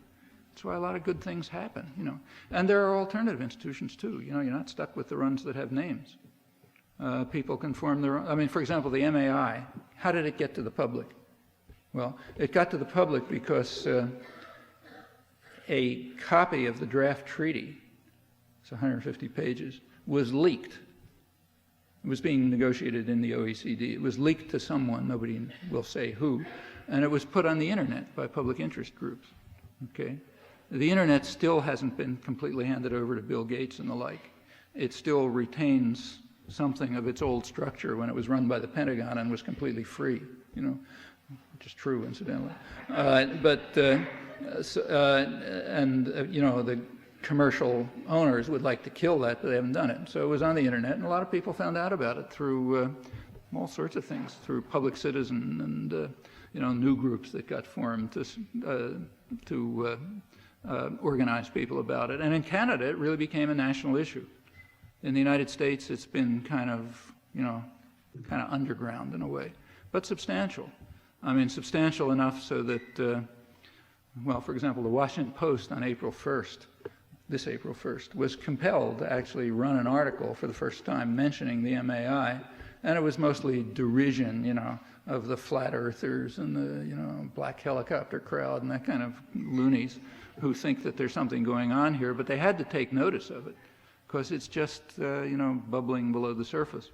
And such organizations can be constructed. They can educate people. A lot of people know about the MAI now, not because they read about it in the New York Times, which has yet to mention it, although, to be accurate, they did once allow an ad on it. We have down here in this part of the country a marvelous democratic institution. It's the I can't see. Township Council. The which? The Township Council. Yeah. Township is a very small unit of government, and it's like the old New England city, the old New England Council. And that the state wants to destroy that. They want to do away with Township Council. It's one of the last refuges of real democracy. Kind of interesting. Yeah, it is. Well, then, if that's the way it is, you ought to protect it. Like in Canada, for example, I don't know how many, but several provinces, the province of British Columbia, for example, the province itself came out with a strong criticism of the MAI. On the provincial level, it's been opposed. Townships certainly could. There are towns in the United States, I don't know, cities or towns at least, that have come out with statements. And yes, I would imagine, I don't know anything about this, obviously you know about it, I don't, but these are at least potential units of popular government which could make a lot of difference. What is your analysis of the proposed expansion of the North Atlantic Treaty Organization to the countries of Eastern and Central Europe? Well, just ask yourself who's in favor of it. Military industry thinks it's terrific because they're going to get a huge new market. They figure, the United States already is, produces most of the world's arms, and they figure they can undercut competition from other producers. So they'll get, they're going to have standardized weapon systems. And there's a big new market for guys like Lockheed Martin, so they think it's terrific. It will probably, the purpose is to try to ensure that the United States, there is a conflict going on between the United States and the European Union. It's a sort of a complicated conflict because, the powerful elements in both groups are the same. So the transnational corporations and the guys who are, working on the MAI, they're the same, and some of them are in Europe and some here. Nevertheless, there are different interests in Europe and the United States, and they are somewhat in conflict. NATO expansion would tend to increase U.S. power in Europe at the expense of the European Union. That's part of the problem. It would also tend to strengthen the dominant elements in both Europe and the United States. That's why you get support for it from wealthy, powerful sectors in both. I don't understand. I think you could ask a further question, what's NATO for altogether? Not just expansion, but why is there NATO? Whatever argument you might have given for it, which could have been questioned all along in my opinion, but whatever argument you might have given for it is no longer there. So what's it for? What will its effect be on Russia and the nuclear arms treaty? It'll probably tend to undermine the treaty somewhat, but and it's a threat to Russia. It could tend to support nationalist extremist groups in Russia, which will feel under threat. Possible. It's really hard to predict. Russia is such total chaos at this point that you can't predict anything. The society has been a complete disaster since 1989. Just to give you one indication, by 1993, there were about 500,000 extra deaths a year attributed just to the market changes. That's a lot of people, even in this century. Killing 500,000 people a year in one country is not trivial, And that's just one indication. The place it is something like a capitalist society. The United States and England and Germany are not. But Russia is sort of like that, and you get chaos. So trying to predict what would happen there, I think, is, almost hopeless. Way back. Can you talk a little bit about Iraq and what your analysis is about the conflict between the U.S. government and the government in Iraq, and particularly the differences that the U.S. government and the United Nations have had over Iraq? And maybe give us some ideas about what we can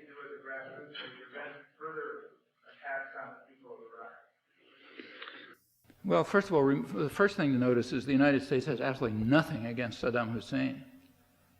This was very nicely, during the whole Iraq crisis, the fact was, you know, when Albright or, you know, Clinton or anyone was talking about how awful Saddam Hussein is, they kept coming back to the same point. I mean, here's a man who had actually used chemical weapons against his own people and in warfare and so on. I mean, how can you have any dealings with a man like that? You got to embargo them and, you know, starve everyone and so on. What was not mentioned, at least I couldn't find a mention of it. I actually wrote an article on it trying to review the press to see if I couldn't find a mention of the fact that, yeah, he did all those horrible things and we supported him.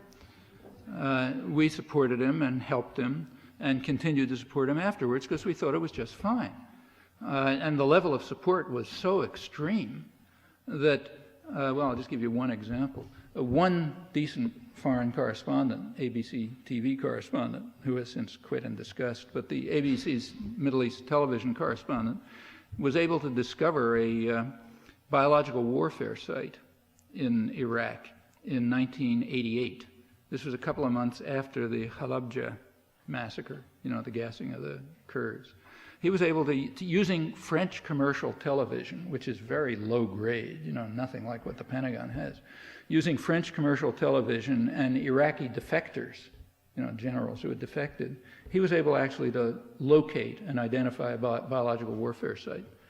I actually happened to fly, his old personal friend. We flew from London, where he was working, back to New York together, because he was going to show it on ABC TV. And he did, like, and go back to January 1989, you'll notice on Peter Jennings' show, 2 minutes in which Charles Glass shows this biological warfare site.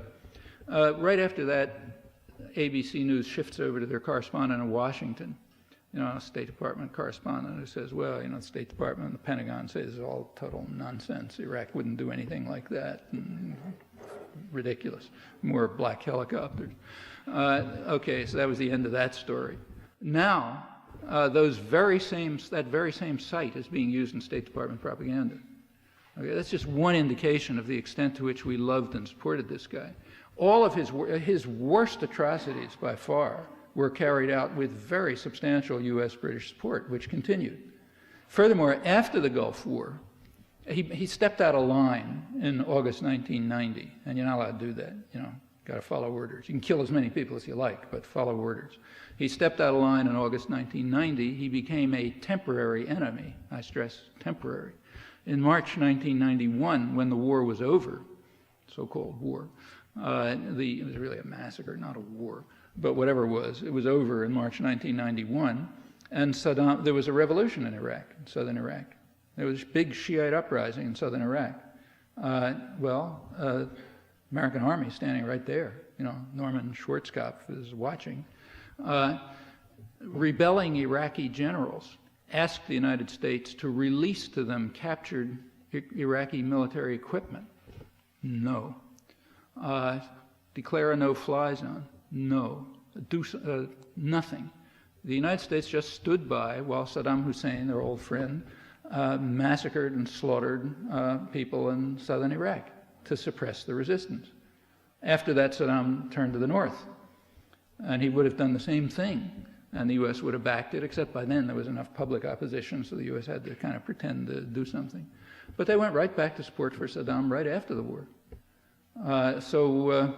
What's the U.S. relation to Iraq? Well, the U.S. relation to Iraq is you guys better follow orders like everybody else. You know. Well, you know, the UN is a mixture of different countries that look at things in a lot of different ways. That's why the United States, here's another interesting thing to think about. There was supposed to be a debate about the Iraq crisis in the United States in February, you know, this year. Take a look at that debate. The most elementary and crucial issue was never discussed. There was no debate. I mean, there was a lot of debate about what the United States should do. You know, should it bomb? Should it do something else? And so on. There's a simpler question than that, namely, what right does the United States have to do anything? Well, there's an answer to that question. The answer is it has no right whatsoever.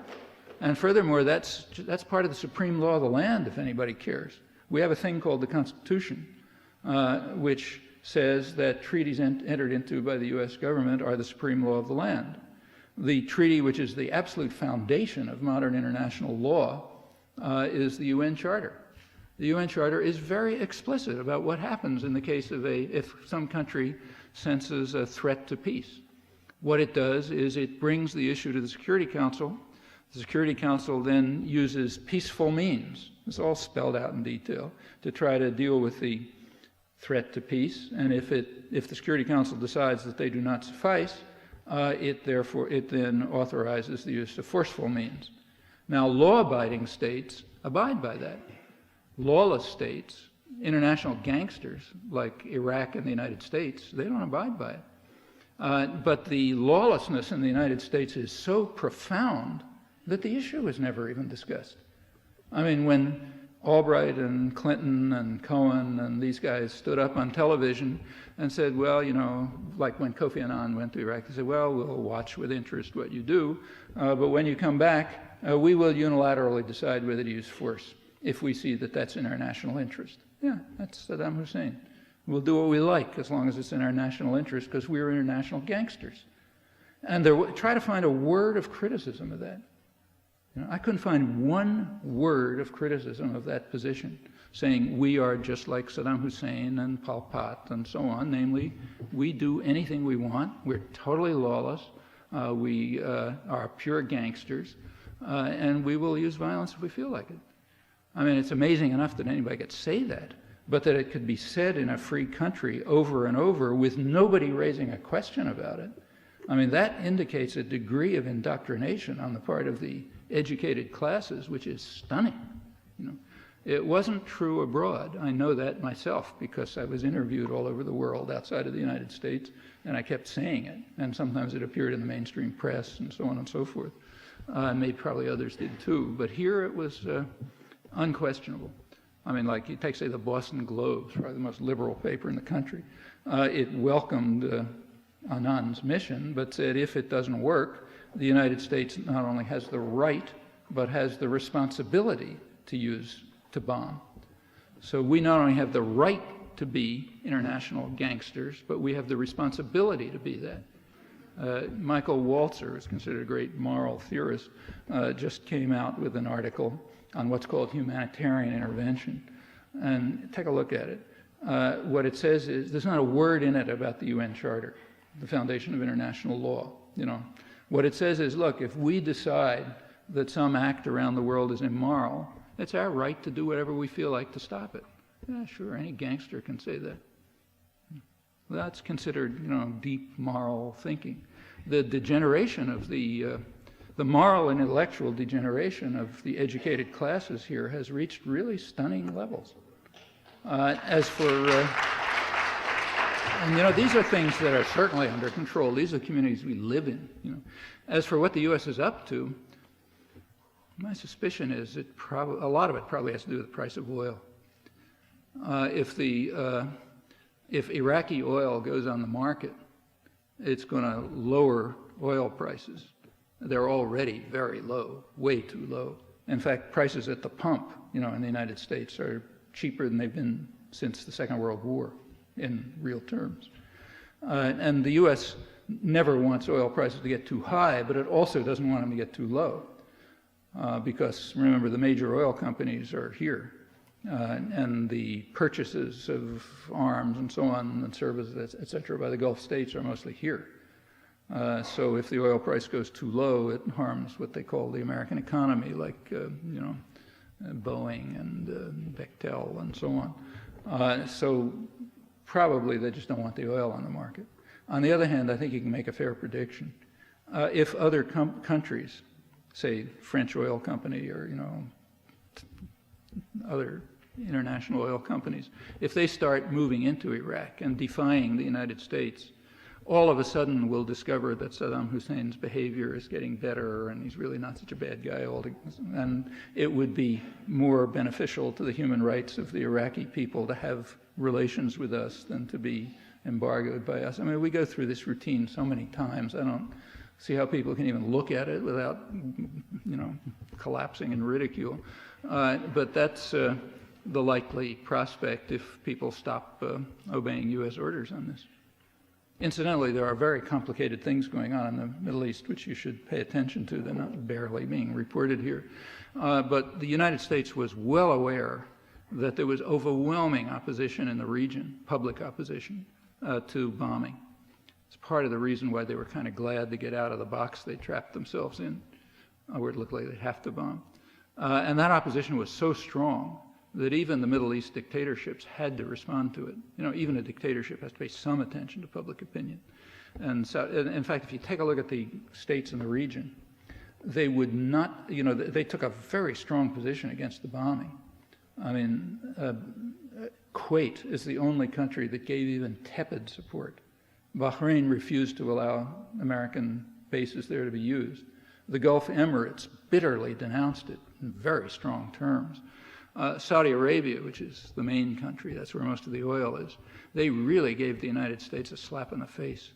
It was not reported here, but it happened. Albright, when she went to Saudi Arabia, she was kind of, you know, low-level people talked to her. Same time that she went there, Rafsanjani from Iran went there. He was given a royal state visit, you know, meeting with King Fahd, you know, the whole business. That's understood. What they're saying is, look, there's a limit to which we're willing to be kicked around. And there's a possibility that we may, though Iran's our enemy, we may move towards, you know, the kinds of regional arrangements that Iran has been pressing, in which the U.S. just won't run the show. And that is a real threat to U.S. power. That's never been permitted since the Second World War. And if there ever was a serious move in that direction, we probably would have a major international crisis. And that's lurking right beneath the surface. Marv? No, it's just like last year. We were here in April, glad to see your look well, and we have an action coming up that I'd like to let people know about. May 6th, we'll have Dave Gallagher, the oldest member of the Chicago Conspiracy Trial, you may remember, speaking at St. Stephen's, and I have some in Minneapolis. And I've got some flyers here. In the morning of the 7th, Thursday, we're going to light a tack system that Honeywell set up in 1990. They used to make anti-personnel landmines. They're only making an anti-tank landmine right now. But they need rocket propulsion systems for just about every missile in the U.S. arsenal. Cluster bombs, $1 billion worth. Well, they do 7,000 Minnesotans who work for them out of work since 1990. So we invite you to come down, if you can make it. We're going to block the doors. We're going to discipline in a non-violent way and talk about some of the things that those been talking about.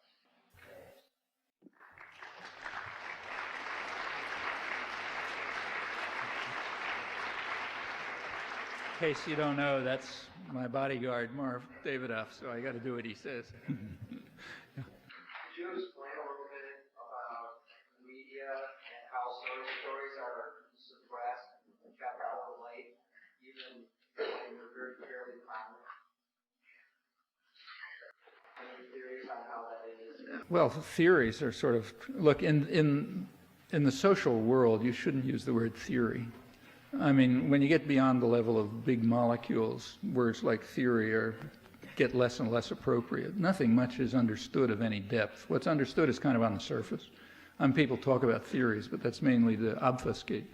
There are few exceptions, but not a lot. In the case of the media, it's kind of obvious on the face of it, you know. I mean, suppose you're a Martian. You don't know anything about the United States.